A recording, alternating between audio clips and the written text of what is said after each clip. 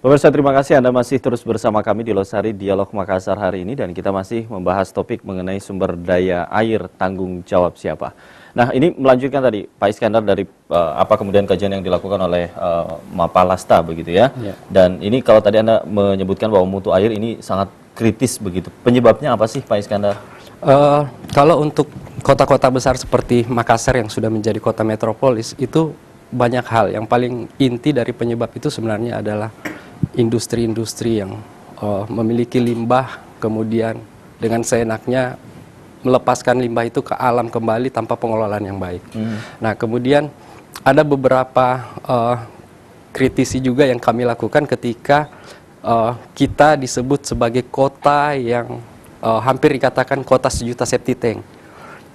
Ketika sebuah perumahan dibangun, itu ibaratnya harus hanya ada satu septic bersama yang digunakan oleh warga sebagai sebuah pembuangan tinja manusia, dan ini kemudian dikelola kembali untuk airnya bisa tidak mengkontaminasi warga. Idealnya kan kita sebenarnya got itu hanya terisi pada saat musim hujan, tetapi kenyataannya got-got kita atau drainase kita sebenarnya ini sudah sangat tercemar dan bahkan sudah tidak indah. Bahkan kanal-kanal kita yang sebenarnya bisa menjadi sumber air warga untuk kebutuhan domestik, kebutuhan sehari-hari itu tidak bisa terwujud.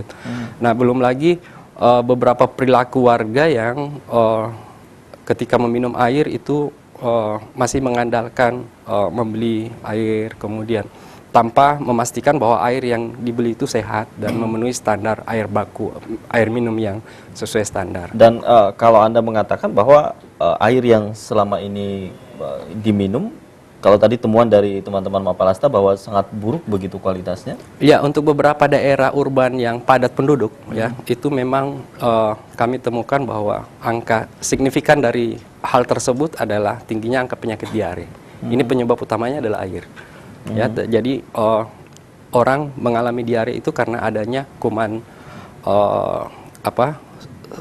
salah satu kuman yang disebut E. coli yang berada di dalam air. Ini penyebab diare. Dan akhirnya warga yang tidak punya perilaku yang baik untuk mengolah air, khususnya untuk yang dikonsumsi atau diminum, itu sangat mencemaskan. Baik, jadi harapan untuk kemudian meminum langsung misalkan dari keran tanpa mengolah ini sangat jauh begitu ya melihat kondisi. Informasi yang kami dapatkan kemarin dari hasil sharing kita dengan beberapa mitra yang memang konsen dengan air, menunjukkan bahwa Kota Makassar nanti akan sangat kesulitan dan krisis air. Ini diakibatkan kesulitan dan krisis air. Ya, ini diakibatkan karena debit air baku kita itu sudah mulai berkurang. Hanya 2 debit air baku kita di Makassar, yaitu Leko Pancing dan Bili-Bili. Ya, dan itu sekarang pengelolaannya ada tarik menarik antara kepentingan kabupaten kota masing-masing. Jadi Maros juga sudah mulai menganggap bahwa mereka juga butuh air untuk masyarakatnya. Kemudian yang diberikan kepada Makassar hanya sekian persen. Goa juga mengatakan seperti itu, sehingga nanti PDAM kita akan kesulitan dengan debit air yang jadi banyak permasalahan. Banyak sekali permasalahan. Nah, Pak Suprapto, ini kalau tadi mendengar kemudian dari Mapalasta, kemudian dari pemerhati lingkungan begitu Pak Iskandar, apa yang ingin Anda tanggapi sebelum masalah-masalah lain kemudian disebutkan begitu? Ini masalah mutu saja tadi ini. Ya, jadi mengenai masalah air ini kita memang luas sekali. Jadi ada air itu sendiri, kemudian sumber airnya, kemudian dari air dan sumber air ada lagi yaitu daya airnya.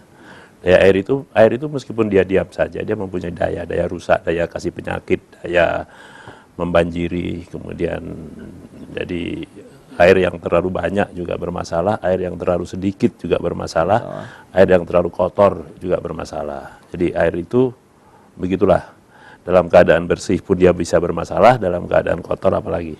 Yang kita bicarakan ini tadi adalah sejauh bahwa air itu dalam kondisi yang sangat kotor sehingga membahayakan umat manusia yang berhubungan dengannya. Tadi menimbulkan penyakit dan lain sebagainya.